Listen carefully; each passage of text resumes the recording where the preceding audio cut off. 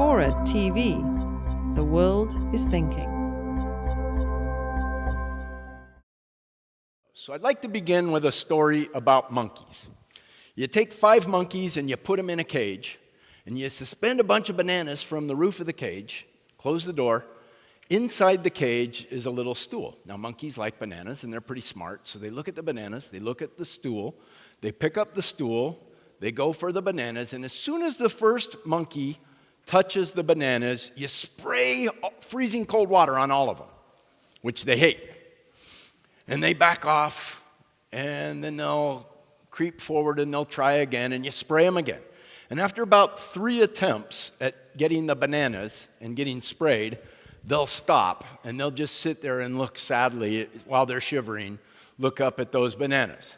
Now, at that point, you open the door, and you take out one of those monkeys, and you put a new monkey in.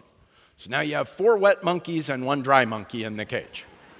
You close the cage, and the new monkey looks around, sees 4 shivering, wet monkeys, sees the bananas, sees the stool, moves the stool, goes for the bananas, and as soon as he starts to reach for the bananas, the 4 wet monkeys jump up and beat the heck out of him.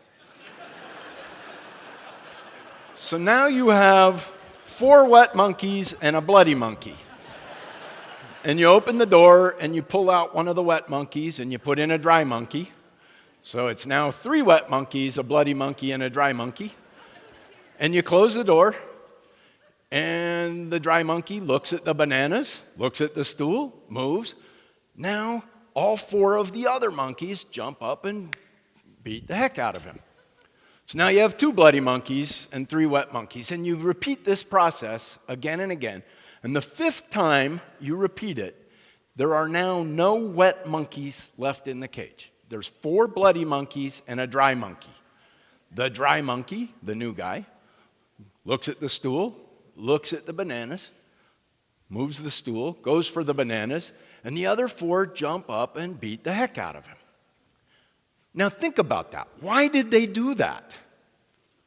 Because that's the way it's always been done. That's what you do. But none of them ever personally experienced getting wet.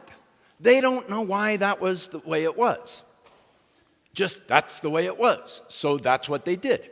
And it occurs to me that in many respects of our lives, we are like those monkeys. We do lots of stuff that we have no idea why we do it, and we don't even bother to examine it. And in some instances, that does harm.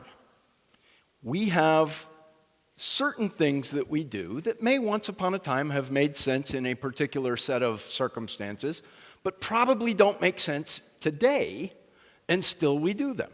And some of those block our ability to make people as creative as they could be.